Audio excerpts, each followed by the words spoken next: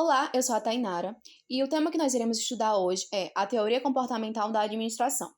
As alunas que compõem o nosso grupo são a Beatriz Brasil, a Giovana Thieme, a Maria Clara, a Natália Pereira e eu, Tainara Rocha.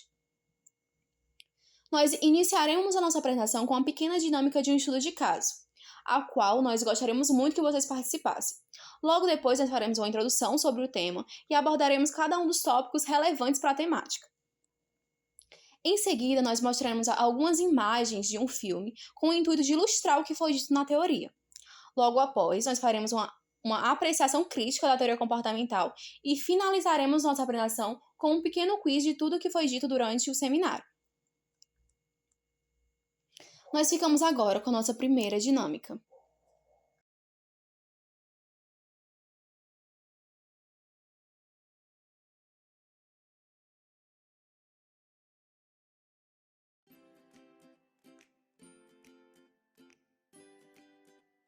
A teoria comportamental da administração trouxe uma nova concepção e um novo enfoque dentro das teorias administrativas, com a abordagem das ciências do comportamento, o abandono das posições normativas e prescritivas das teorias anteriores e a adoção de uma posição explicativa e descritiva. A ênfase permanece nas pessoas, mas dentro de um contexto organizacional mais amplo. Então, notamos nomes importantes para a teoria comportamental da administração, tendo seu início com Herbert Alexander Simon, além dos autores Shedder Barnett, Douglas MacGregor, Chris Sliker, Chris Andrews, e dentro do campo da motivação humana, salienta-se ainda Abraham Maslow, Frederick Herberg e Dave McClellan. Dessa forma, durante o seminário, iremos abordar pontos importantes, como a origem, as novas proporções, o estilo, a organização, o processo decisório, o comportamento organizacional e, por fim, os conflitos existentes na teoria.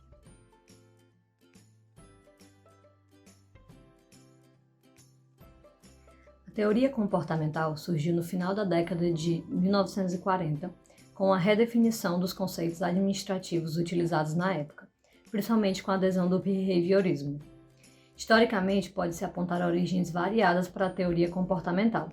A oposição definitiva entre a teoria das relações humanas e a teoria clássica, culminando na teoria comportamental como uma tentativa de satisfazer a teoria da organização formal, com foco nas relações humanas, a crítica e a rejeição à teoria das relações humanas e suas concepções ditas ingênuas e românticas, a crítica da teoria clássica, destacando a inclusão do behaviorismo e a discrepância entre seus ideais e os princípios mecânicos clássicos, a incorporação da sociologia da burocracia, criticando o modelo de máquina, e, por fim, a divulgação do livro Comportamento Administrativo, que marca o início da teoria comportamental e da teoria das decisões.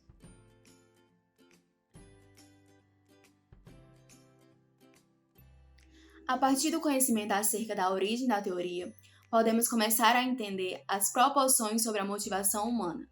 A teoria comportamental fundamenta-se no comportamento individual das pessoas, para explicar o comportamento organizacional. Para isso, torna-se necessário o estudo da motivação humana. Os autores behavioristas verificaram que o administrador precisa conhecer as necessidades humanas para melhor compreender o comportamento humano e utilizar a motivação humana como um poderoso meio para melhorar a qualidade de vida dentro das organizações. Para explicar o comportamento humano individual das pessoas, iremos abordar primeiramente a hierarquia das necessidades de Maslow. Maslow apresentou uma teoria da motivação, segundo a qual as necessidades humanas estão organizadas e dispostas em uma hierarquia de importância e de influência. Essa hierarquia de necessidades pode ser visualizada por meio de uma pirâmide. Na base da pirâmide estão as necessidades fisiológicas, onde estão as necessidades básicas de qualquer ser humano, como a fome, a sede, a respiração, a excreção, o abrigo e o sexo, por exemplo.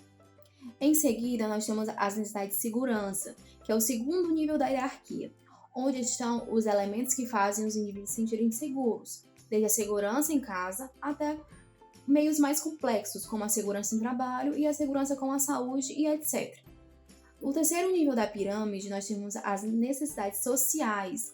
Neste grupo estão as necessidades de se sentir parte de um grupo social, como ter amigos, construir família, receber carinho de parceiros sexuais e etc.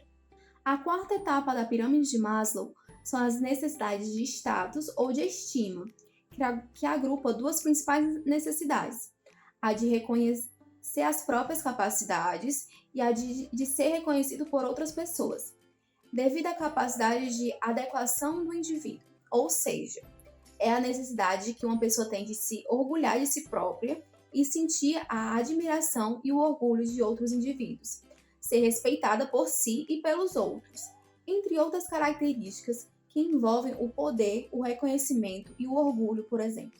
O topo da pirâmide e o seu último estágio são as necessidades de autorrealização, que é quando o indivíduo consegue aproveitar todo o potencial de si próprio, com o autocontrole de suas ações, independência e a capacidade de fazer aquilo que gosta e de que é apto a fazer com satisfação. As necessidades humanas assumem formas e expressões que variam conforme o indivíduo. A intensidade das necessidades e suas manifestações são variadas e obedecem a diferenças individuais entre as pessoas.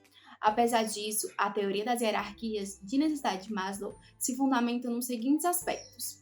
Uma etapa deve ser saciada, pelo menos em parte, para que o indivíduo possa passar para o próximo nível da hierarquia. As necessidades da autorrealização nunca são saciadas. Sempre que uma necessidade se sacia, surgem novas ânsias e objetivos. As necessidades fisiológicas nascem com os seres humanos e são as mais fáceis de serem saciadas, ao contrário das outras etapas. Quando se conquista determinados elementos de um grupo de necessidades, o indivíduo sempre se motiva em conseguir atingir mais objetivos. As necessidades que não conseguem ser cumpridas implicam em reações negativas no comportamento do indivíduo, como frustrações, medos, angústias e inseguranças. Aqui nós temos como a pirâmide é empregada na administração. Ela pode ser classificada como não satisfatória ou satisfatória. As frustrações podem ser derivadas de, no nível sociológico, pelo confinamento no local de trabalho e remuneração inadequada. No nível da segurança, pode ser pelo tipo de trabalho e ambiente de trabalho mal estruturados e política da empresa imprevisíveis. No nível social, pode ser pela baixa interação e relacionamento com os colegas, chefia e subordinados. No nível da estima, pode ser pelo baixo status, o baixo salário e a sensação de inequidade. No nível da autorrealização, pode ser pelo insucesso na profissão e o desprazer no trabalho.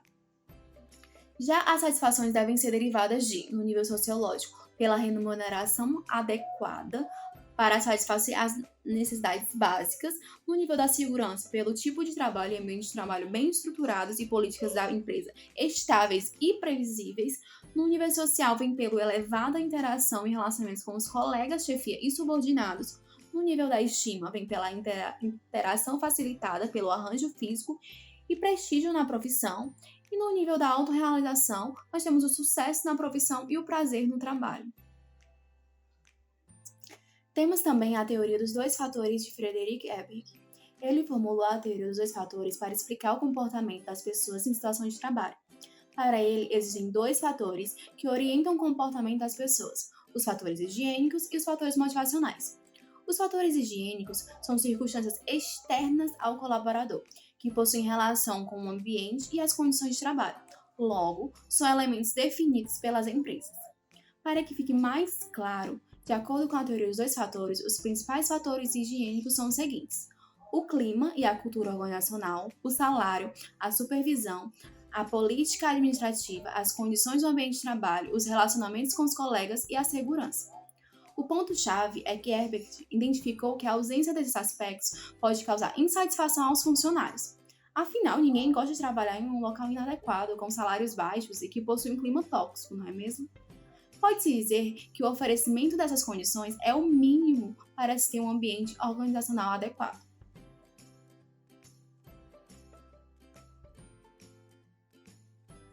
Então, sobre esses estilos de liderança, a gente tem que a administração dessas organizações, de um modo geral, quanto de algumas empresas em particular, é condicionada pelos estilos com que os administradores dirigem dentro delas o comportamento dessas pessoas. Por sua vez, esses estilos de administração dependem das convicções que os administradores têm a respeito do comportamento humano da sua organização, dos próprios recursos humanos que são geridos ali dentro. E essas convicções não vão moldar apenas a maneira de conduzir as pessoas, mas também a maneira pela qual vai se dividir o trabalho, vão se planejar e organizar e controlar todas as atividades que se desenrolam lá dentro. Cada teoria administrativa, então, vai se basear em algumas convicções sobre a maneira pela qual as pessoas se comportam dentro dessas organizações. E a gente vai ver um pouquinho a seguir. Dentro, então, da teoria X, teoria Y, MacGregor vai trazer e comparar dois estilos opostos de se administrar.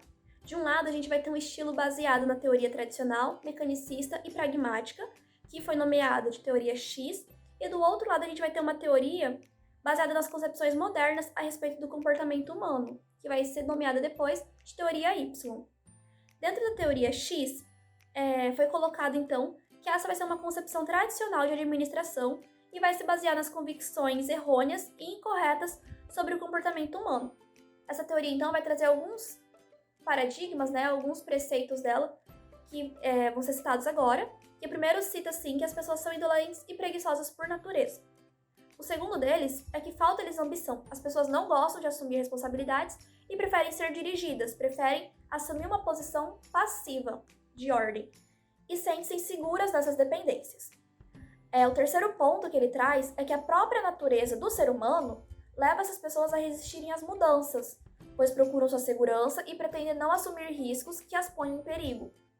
O quarto ponto fala que a sua dependência torna-as incapazes de autocontrole e autodisciplina. Essa teoria X, então, vai refletir sobre um estilo de administração duro, rígido e autocrático, e que faz as pessoas trabalharem dentro de esquemas e padrões já planejados e organizados, tendo em vista o alcance dos objetivos dessa organização. As pessoas vão ser visualizadas meramente como recursos ou como meio de produção, simplesmente como uma mão de obra para a execução daquele serviço que é proposto. Para a teoria X, essa administração vai se caracterizar pelos seguintes aspectos. A administração ela deve promover uma organização dos recursos da empresa, tanto dinheiro, materiais, equipamentos, recursos humanos, no interesse exclusivo dos seus objetivos econômicos. Então ela tem ali um objetivo meramente lucrativo. Sem essa intervenção ativa por parte da administração, as pessoas seriam passivas em relação às necessidades da empresa ou mesmo resistiriam a ela. As pessoas devem ser persuadidas, recompensadas, punidas, coagidas e controladas. As suas atividades devem ser então padronizadas e dirigidas em função dos objetivos da empresa para que seja alcançado a excelência desses profissionais. E como as pessoas são motivadas meramente pelos salários, a empresa deve utilizar a remuneração como meio de recompensa para aquele que é um bom trabalhador, ou então um meio de punição para aquele que se não dedique suficientemente à realização das suas tarefas como um todo. Essa teoria X traz em xeque a necessidade de se forçar as pessoas a fazerem exatamente aquilo que a organização pretende que elas façam, independentemente de suas opiniões ou objetivos pessoais. O fato de ele impor que a maneira autocrática ou suave não faz diferença são ambas as maneiras diferentes de se fazer uma teoria X. Já a respeito da teoria Y, ela vai ser tida como um teórico que traz a moderna concepção de administração de acordo com a teoria comportamental. Essa teoria Y vai se basear em concepções premissas já mais atuais e sem preconceitos a respeito da natureza humana. Então, nela a gente vai ver que as pessoas não vão ter esse desprazer inerente em trabalhar. Dependendo de certas condições, o trabalhador pode ser uma fonte de satisfação e recompensa, quando é voluntariamente desempenhado, ou também uma fonte de punição, quando é evitado sempre que possível. A aplicação desse esforço físico ou mental em seu trabalho é tão natural quanto um momento de lazer, um momento de descanso, um momento de brincadeira ali. Já as pessoas não são, por sua natureza intrínseca, passivas ou resistentes à necessidade da empresa. Elas podem tornar-se, assim, como resultado de sua experiência negativa em outras empresas. As pessoas têm motivação, têm potencial de desenvolvimento, têm padrões de comportamentos adequados e capacidade para assumir responsabilidades.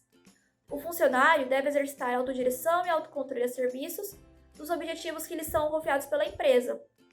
Já o controle externo e a ameaça de punição não são os únicos meios de se obter a dedicação e esforço de alcançar os objetivos empresariais.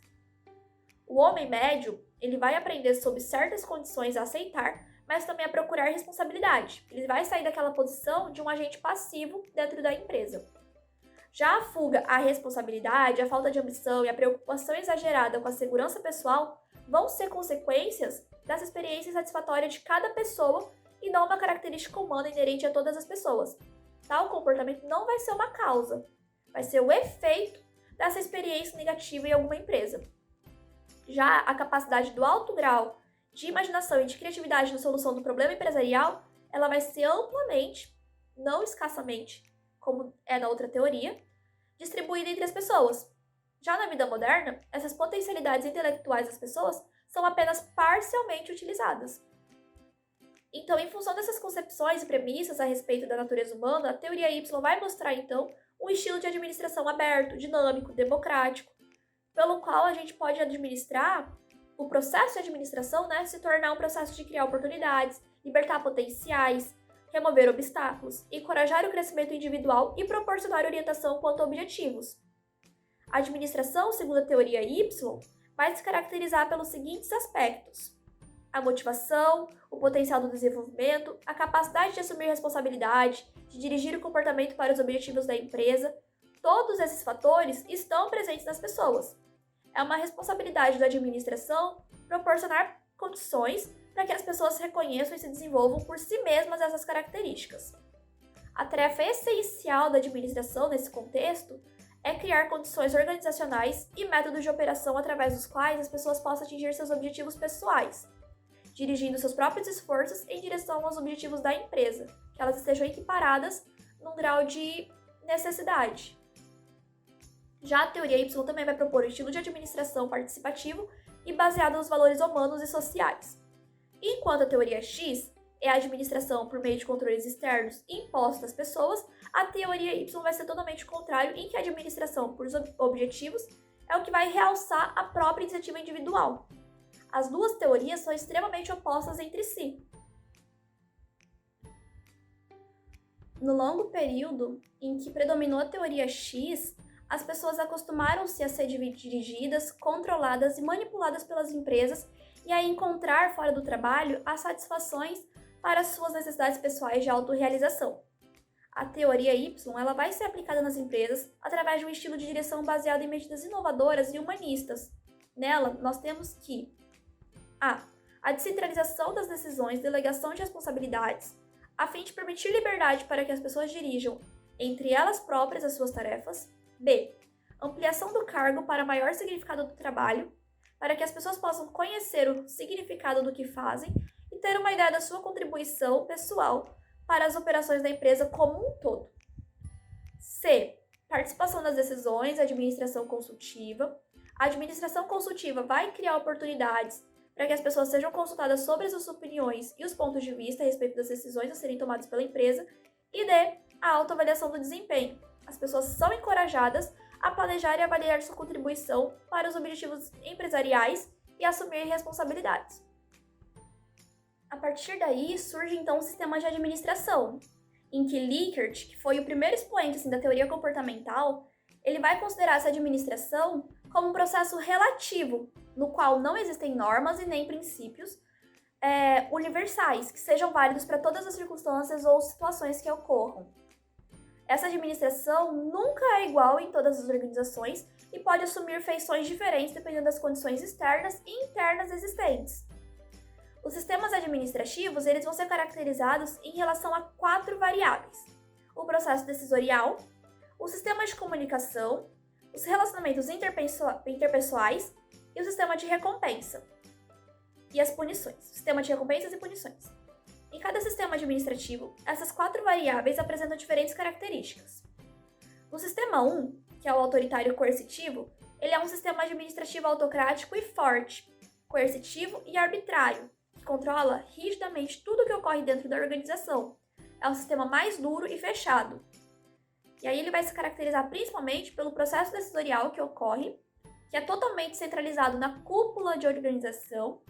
Todas as ocorrências imprevistas e não rotineiras devem ser levadas a essa cúpula para que sejam resolvidas, solucionadas, e todos os eventos devem ser decididos somente por essa cúpula empresarial e nenhum outro órgão. A segunda característica muito importante dela são os sistemas de comunicações, que é bastante precário. As comunicações não são sempre verticais, no sentido descendente, carregando ordens de cima para baixo. O relacionamento interpessoal nela vai ser considerado prejudicial ao bom andamento dos trabalhos, já que essa cúpula empresarial vê com extrema desconfiança as conversas informais entre as pessoas lá dentro e procura coibi-las ao máximo. ela tem um sistema de recompensas e punições.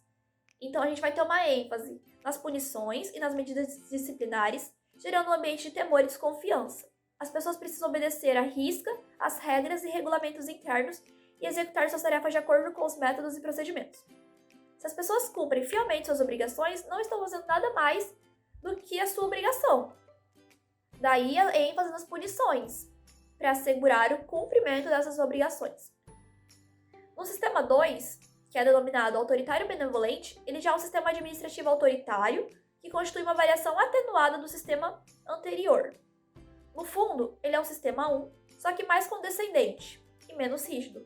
Suas principais características são o processo decisorial, que é centralizado nessa cúpula administrativa também, mas permite pouquíssimas delegações quanto a decisões de pequeno porte e de caráter rotineiro e repetitivo, baseados em rotinas e prescrições sujeitas à aprovação posterior, prevalecendo ainda esse aspecto centralizador que existia na teoria anterior.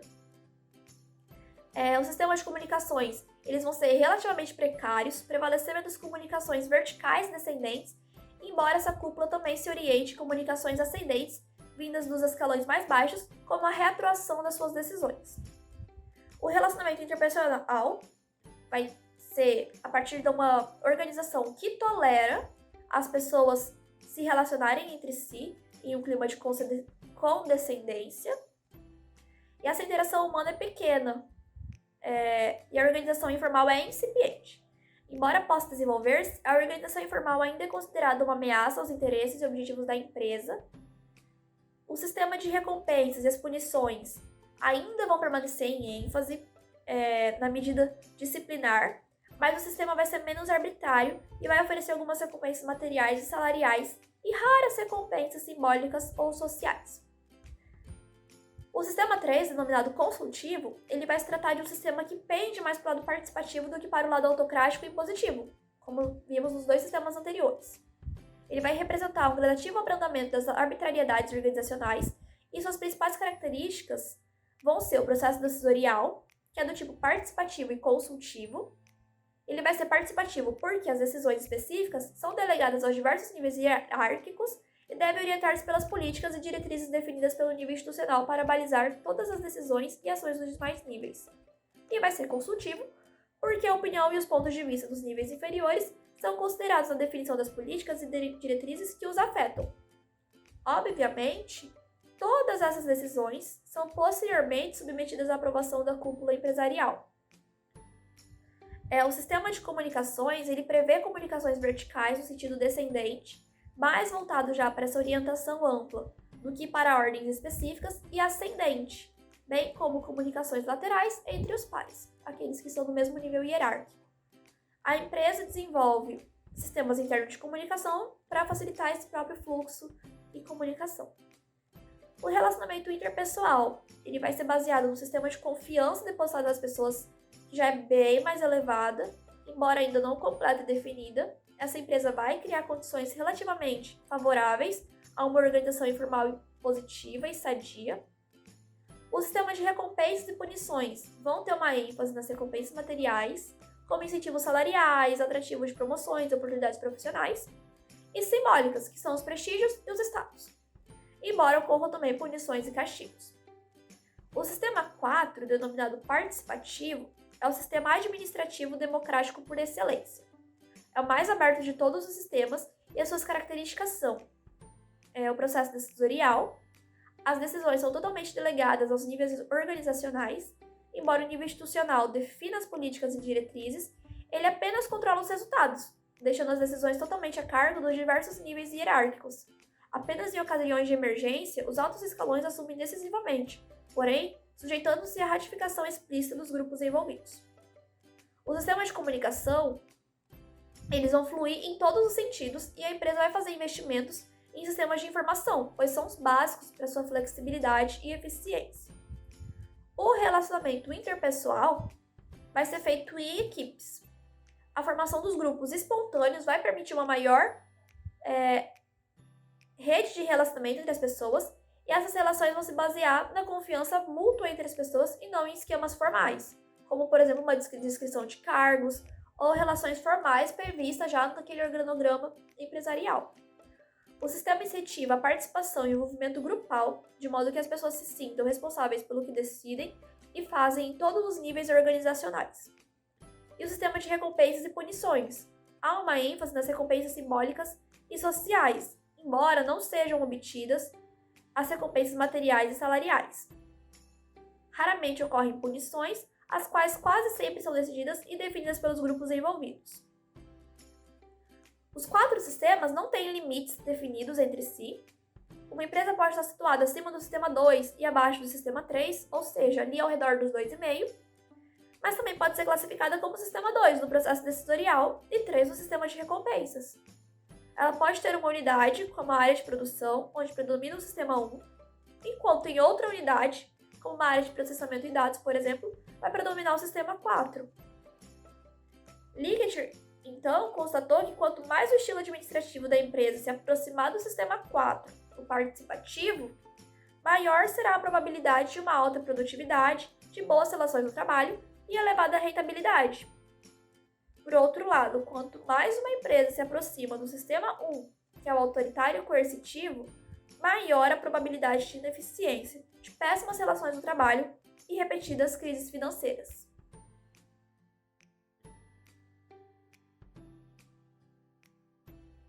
Bem antes da teoria comportamental, Chester Bernard publicou um livro proporcionando uma teoria de cooperação para explicar as organizações. Para Bernard, as pessoas não atuam isoladamente, mas por meio de interações com outras pessoas para poderem alcançar os seus objetivos. Nas interações humanas, as pessoas influenciam-se mutuamente. São as relações sociais.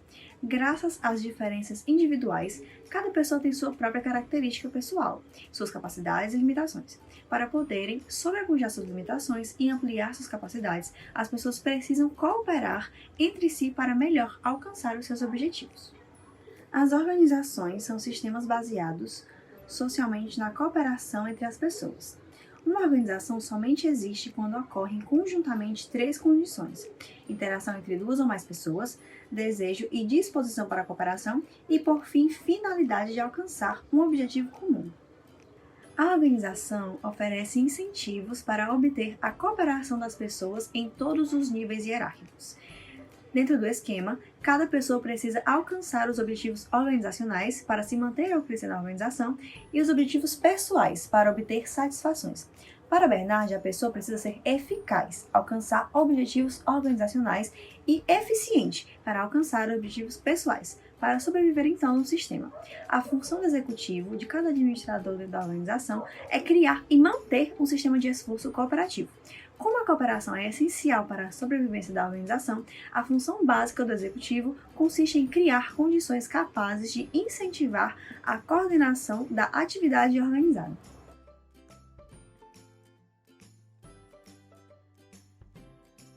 A teoria comportamental concebe a organização como um sistema de decisões.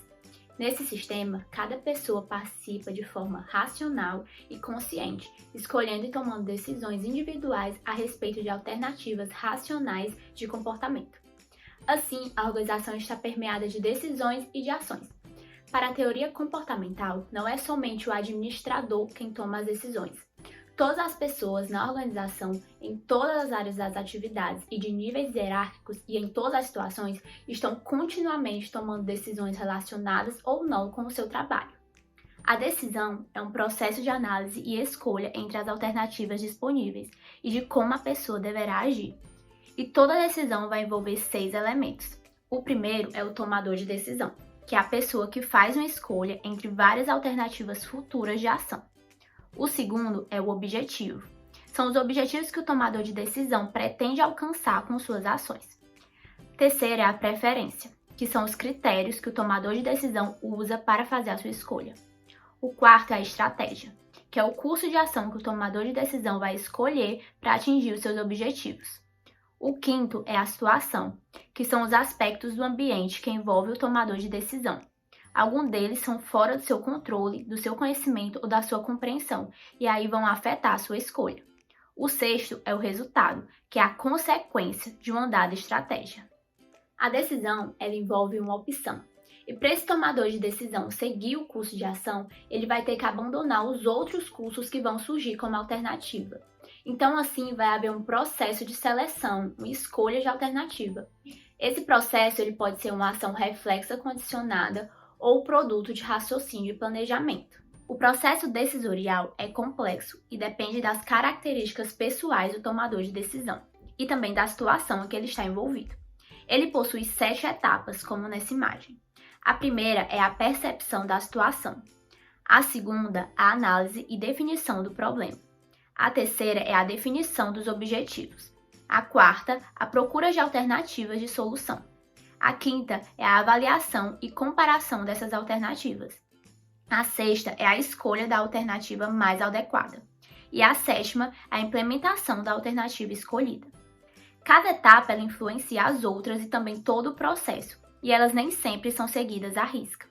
Se a pressão for muito forte para uma solução imediata, algumas dessas etapas elas podem ser suprimidas, e quando não há pressão, algumas dessas etapas elas podem ser ampliadas. Alguma das coisas que Simon dizia sobre o processo decisorial era que a racionalidade era limitada, que ao tomar decisões, a pessoa ela precisa de um grande número de informações a respeito da situação para que ela possa analisá-la. E isso está além da capacidade individual de coleta e análise. A pessoa acaba tomando decisões por meio de hipóteses. Outra coisa que ele falava era sobre a imperfeição das decisões, que não existem decisões perfeitas, apenas umas são melhores do que as outras em relação aos resultados que produzem. Outra coisa que ele falava era sobre a relatividade das decisões. No processo decisorial, a escolha de uma alternativa implica na renúncia das outras, então toda decisão é, até certo ponto, uma acomodação, pois a alternativa escolhida ela não permite a realização completa ou perfeita dos objetivos, sendo apenas a melhor solução encontrada naquelas circunstâncias. Outra coisa que ele falava era sobre a racionalidade administrativa, já que o comportamento administrativo ele é planejado e orientado no sentido de alcançar objetivos da maneira mais adequada. E por último, uma das coisas que ele também falava era sobre a influência organizacional. A organização ela retira de seus participantes a opção de decidir sobre certos assuntos e a substitui por um processo decisório próprio. As decisões que a organização toma pelo indivíduo são divisão de tarefas, padrões de desempenho, sistema de autoridade, canais de comunicação, treinamento e doutrinação.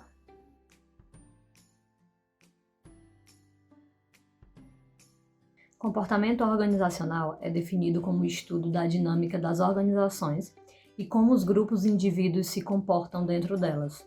Ao estudar as organizações, conclui-se que a mesma somente pode alcançar seus objetivos se as pessoas que a compõem coordenarem seus esforços a fim de alcançar algo que individualmente jamais conseguiriam. Por um lado, as pessoas ingressam e fazem parte da organização para obter, por meio de investimentos pessoais na organização ou por certos custos, a satisfação de suas necessidades pessoais. Por outro lado, a organização recruta pessoas na expectativa de que elas trabalhem e desempenhem suas tarefas. Dessa forma, a organização caracteriza-se por uma racional divisão de trabalho e hierarquia, que depende diretamente da interação entre pessoas e a organização, a que se dá o nome de processo de reciprocidade. A organização espera que as pessoas realizem suas tarefas e oferece-lhes incentivos e recompensas, enquanto as pessoas oferecem suas atividades e trabalho esperando obter certas satisfações pessoais. A partir dessa definição, focamos na teoria do equilíbrio organizacional, uma das mais importantes, pois alia a análise de vários fatores da organização, como a participação dos agentes e seu desempenho em termos de eficiência e eficácia. Os postulados básicos da teoria do equilíbrio organizacional são: uma organização é um sistema de comportamentos sociais interrelacionados de numerosas pessoas, que são os participantes da organização.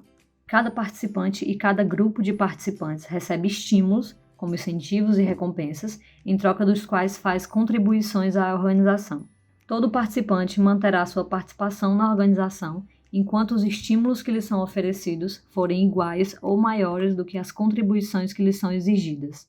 As contribuições trazidas pelos vários grupos de participantes constituem a fonte na qual a organização se supre e se alimenta dos estímulos que oferece aos participantes.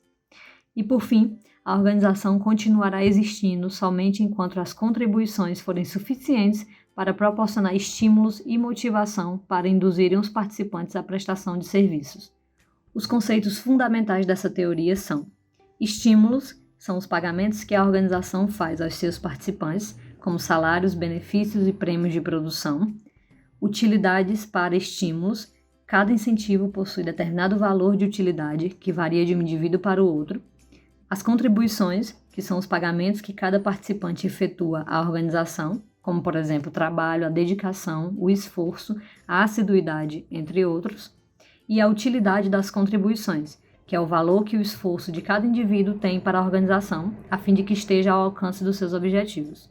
O comportamento organizacional depende diretamente da adesão dos participantes, que podem ser classificados e identificados em termos de contribuições e estímulos. São eles: os empregados, que fornecem trabalho e recebem salários e benefícios; os investidores, os quais fornecem capital e recebem lucros e dividendos; os fornecedores, que fornecem mercadorias e serviços e recebem pagamentos; e, por fim, os consumidores, os quais fornecem meios de realização financeira das mercadorias, demanda e receita e recebem mercadorias e bens. Contudo, a reciprocidade da organização só pode ser alcançada plenamente com o desenvolvimento saudável da hierarquia. Assim, surge a teoria da aceitação da autoridade. Estudos da época chegaram à conclusão de que a autoridade não repousa no poder de quem a possui. Ela não flui de cima para baixo, conforme acreditavam os autores clássicos. Pelo contrário, a autoridade repousa na aceitação ou no consentimento dos subordinados.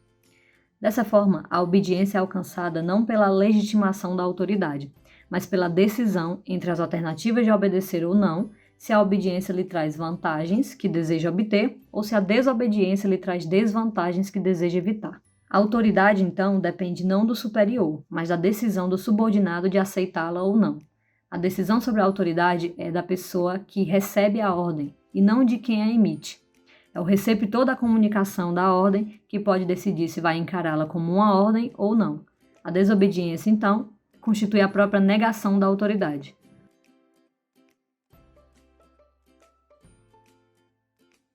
Um dos temas preferidos pelos behavioristas é o conflito entre os objetivos que as organizações procuram atingir e os objetivos que individualmente cada participante pretende alcançar. Os objetivos organizacionais e os objetivos individuais nem sempre se deram muito bem. A colocação de Barnard de que o indivíduo deve ser eficaz na medida em que seu trabalho consegue atingir o objetivo da organização e ser eficiente na medida em que o seu trabalho consegue atingir os objetivos pessoais, ela é ilustrativa. Daí se vê a dificuldade de ser eficaz e eficiente ao mesmo tempo. Existe um inevitável conflito entre o indivíduo e a organização devido à incompatibilidade entre a realização de ambos. A organização formal ela faz exigências aos indivíduos que são incongruentes com as suas necessidades. Daí acaba surgindo a frustração e o conflito. Além disso, as tarefas são organizadas de modo a exigir um mínimo da capacitação das pessoas e também a retirar a responsabilidade das suas decisões das suas mãos e a centralizar no seu superior. Com isso, se elimina o sentido social e psicológico da tarefa, fazendo com que o trabalhador passe a considerar aquele trabalho com desprazer e também se tornando indiferente à qualidade desse seu trabalho. A responsabilidade pela integração entre os objetivos da organização e os do indivíduo recai sobre a administração. Enquanto os indivíduos eles buscam suas satisfações pessoais, como salário, lazer, conforto, oportunidades de crescimento, as organizações elas vão ter necessidades, como capital, equipamento, potencial humano, lucratividade e também, sobretudo, oportunidades para se ajustar a um ambiente em mudança. A interdependência entre as necessidades do indivíduo e as da organização é imensa. A vida e os objetivos de ambos estão inseparavelmente entrelaçados. O importante é que o alcance do objetivo de uma das partes nunca venha a prejudicar o alcance do objetivo da outra. Ambas as partes elas devem contribuir mutuamente para o alcance dos seus respectivos objetivos.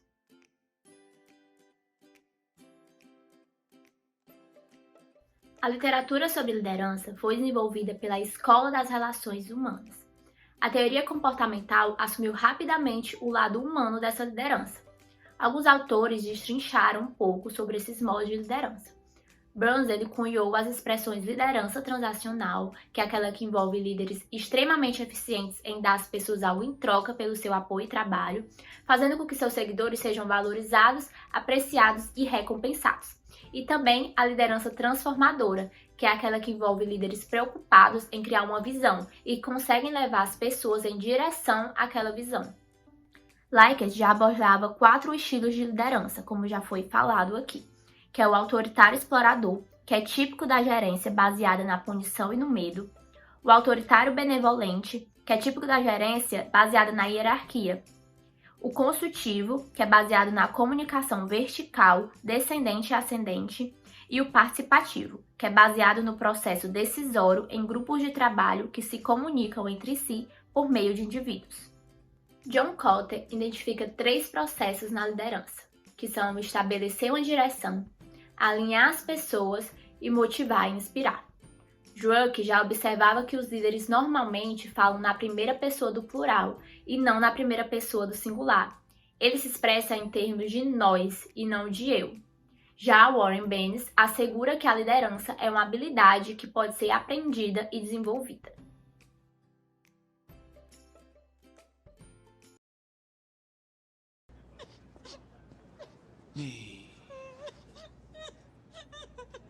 Becky, Eu trabalho aqui há 9 meses, Benny. Ela nunca me pediu pra olhar nada pra ela. Nunca. Tá legal?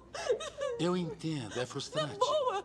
Eu sou formada pela Penn. Eu tenho diploma em administração, mas parece que eu nunca faço nada certo aqui. E você tem 50 anos a mais do que eu e é surdo. Eu acho que você faz muitas coisas certas. Pode apostar. Muitas coisas. Eu sei disso. Uhum. Mas ela não sabe. E eu ralo pra ela 14 horas por dia e ela nunca nota. Ai, meu Deus. Eu odeio mulheres que choram no trabalho. E se, como experiência, você tentasse me deixar ajudar? Muito do seu estresse vai acabar assim que sair debaixo desse monte de preocupação. E devia considerar sair daqui no horário normal de vez em quando, ver seus amigos, se divertir um pouco. Uhum. Eu posso oferecer a minha assistência nessa área. Eu adoraria, na verdade. Eu só não quero que ela pense que eu não consigo fazer meu trabalho e eu preciso de um estagiário pra me ajudar. Olha, não vai querer ouvir isso. Mas eu soube que as mulheres que dormem menos que 7 horas por noite ganham 38% mais de peso do que as mulheres que dormem mais de 7 horas por noite. Toque, toque. Oi? Oi. Eu dei uma olhada nos dados de padrão de consumo. Volto depois? Não, pode entrar, foi rápido. Eu requisitei a ajuda da Beck. Parece que o lugar mais caro em que você está anunciando está lhe trazendo os clientes que gastam menos. E os canais onde você está investindo menos estão agregando um enorme valor em segmentos que atualmente parecem ter pouco valor, mas têm o maior potencial de gasto. É o que eu notei até agora.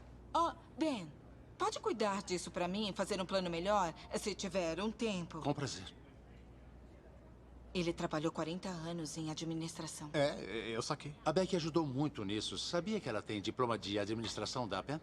Eu sei. Quer dizer, eu esqueci, mas eu sei.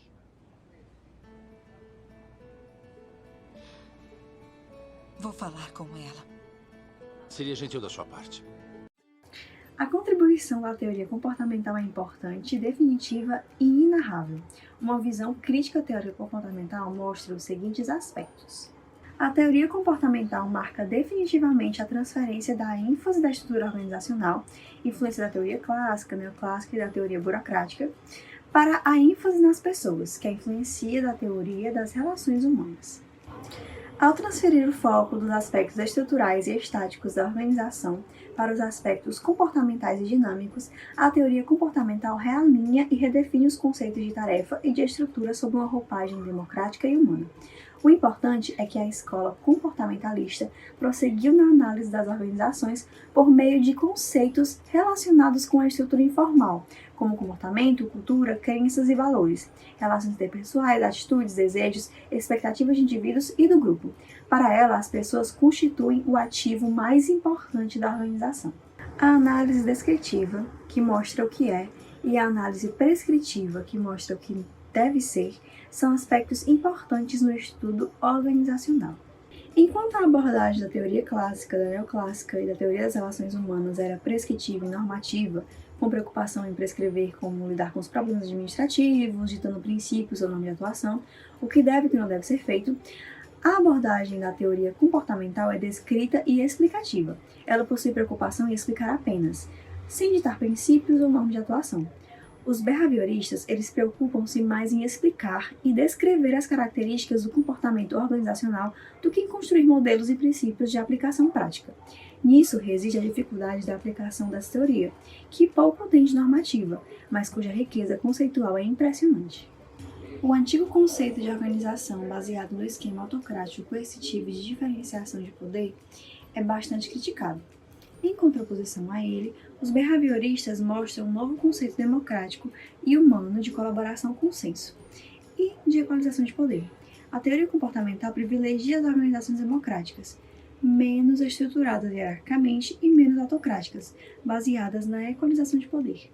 Os principais temas da teoria comportamental são abordados em dimensões bipolares, como análise teórica versus empírica, análise macro e micro, organização formal e informal, análise cognitiva e afetiva. Na análise teórica versus empírica, o estudo do comportamento organizacional volta-se tanto para os aspectos empíricos, como pesquisas, experiências e investigações, como para os aspectos teóricos, da especificação de preposições, outros conceitos a respeito das variáveis envolvidas. Os dados empíricos e a teoria complementam-se reciprocamente. Já na análise macro versus micro, a análise do comportamento organizacional é feita na base da perspectiva global da organização e na visão de detalhes da organização, que são as pessoas. Ambas as perspectivas, macro ou micro, são necessárias para a compreensão dos complexos processos humanos e comportamentais que ocorrem nas organizações. Na organização formal versus informal, as organizações complexas são sistemas sociais previamente construídos. Envolvem uma organização formal porque compreendem atividades e relações especificadas e antecipadamente definidas, como também envolvem uma organização informal porque compreendem atividades e relações não especificadas e nem antecipadamente definidas que ocorrem dentro e fora da organização formal. Na realidade, ambas não estão separadas. Pelo contrário, interpenetram-se e influenciam-se reciprocamente. Na análise cognitiva e afetiva, pode-se distinguir dois modos de comportamento: o cognitivo, dirigido pelos processos de raciocínio das pessoas e que se baseia na racionalidade, na lógica, no uso da mente e da inteligência, e o afetivo, que é dirigido pelos sentimentos das pessoas e que se baseia nas emoções e na afetividade. A preponderância de um modo de comportamento sobre o outro depende da natureza da situação que envolve a pessoa. Para a teoria comportamental, os fenômenos humanos dentro da organização são compreendidos quando os comportamentos cognitivos racionais são estudados em conjunto com os elementos dos comportamentos afetivo e emocionais. A teoria comportamental produziu as principais teorias da motivação que influenciaram a teoria administrativa. As teorias de motivação apresentadas por Maslow e Herzberg são relativas e não absolutas. Contudo, a contribuição das teorias de motivação podem ser assim resumidas: os indivíduos são portadores de necessidades e ou motivos que podem ser arranjados em uma hierarquia, partindo das necessidades fisiológicas e de segurança e movendo-se até as de autorrealização. As necessidades e motivos exercem uma influência direta sobre o comportamento. O comportamento humano é gerado por motivos de necessidades ou motivos. Existe um conflito entre os objetivos individuais e os objetivos organizacionais. Esse conflito pode ser resolvido não por técnicas de relações humanas, mas por mudanças no comportamento e na estrutura organizacional. E a organização pode ser otimizada para a satisfação das necessidades individuais e organizacionais por meio da formação de grupos de trabalhos estáveis e da participação das pessoas na tomada de decisões, comunicações eficientes e supervisão excessiva. Estruturas não burocráticas que funcionam mais pela definição de objetivos do que pela hierarquia formal de autoridade.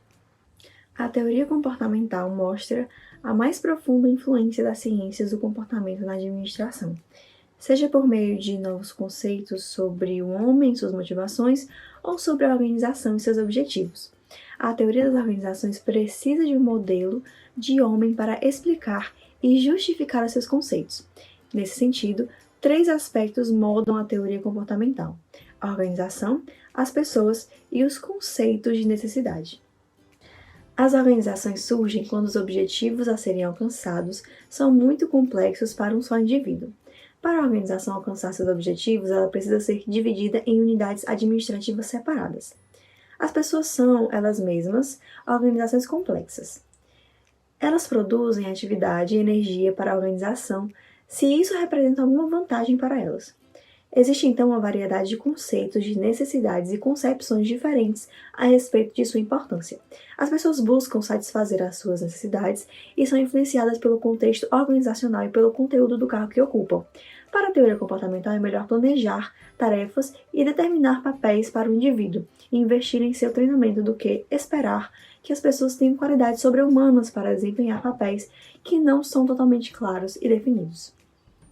A teoria das decisões refere-se mais aos efeitos dos processos formais sobre a tomada de decisões, deixando de lado os processos interpessoais que estão incluídos na organização formal.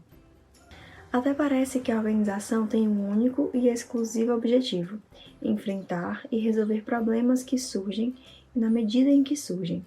Isso significa manter as coisas como estão. Contudo, o importante hoje é criar e inovar. E isso exige mirar o futuro, e não os problemas que estão acontecendo no cotidiano. Ou seja, criar condições inovadoras para um futuro melhor, e não apenas corrigir o presente com a solução de seus problemas atuais. Fazendo uma análise organizacional a partir do comportamento, nós vemos que a teoria comportamental analisa a organização sob o ponto de vista dinâmico do seu comportamento e está preocupada com o indivíduo como indivíduo.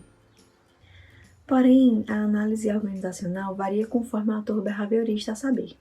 Há autores cuja preocupação centra-se no indivíduo, suas predisposições, reações e personalidades do programa organizacional.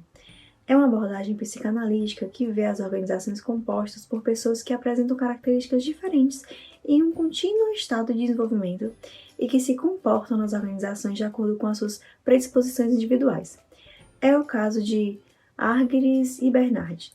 Há autores que consideram a organização como meio de proporcionar às pessoas uma série de recompensas e que salientam que as organizações devem tratar de oferecer aos membros o mais alto nível de motivação, autocrescimento e autodesenvolvimento e de recompensa. É o caso de Maslow e Herzberg. Há autores ainda que consideram a organização como um conjunto de pessoas comprometidas em um contínuo processo de tomada de decisão. Como as pressões organizacionais são importantes nesse processo, os autores voltam-se para as motivações individuais, ou seja, para a perspectiva individual. É o caso de Simon e de Marge. Por fim, nós vemos na visão tendenciosa que as escolas comportamentalistas também incorreu no equívoco de padronizar as suas proposições, não levando em conta as diferenças individuais de personalidade das pessoas. Tanto os aspectos subjetivos como as diferentes interpretações pessoais da realidade foram desprezados. Ela procura explicar o comportamento humano tal como os cientistas poderiam explicar ou prever os fenômenos da natureza, ou o comportamento dos ratos no labirinto do laboratório. Embora mais descritiva do que prescritiva, a teoria comportamental derrapa ao mostrar uma forte tendência para uma posição prescritiva, enfatizando o que é melhor para as organizações e para as pessoas que trabalham nela, one best way, como é o caso de organizar ou de administrar e motivar as pessoas.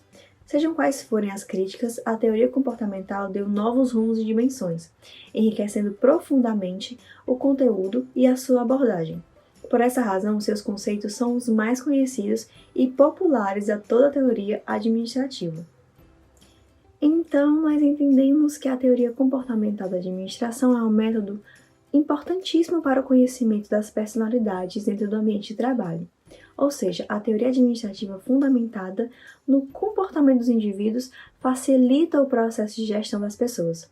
Dessa maneira, torna-se um excelente instrumento de gestão, cujo conhecimento, por parte dos indivíduos, é de extrema importância.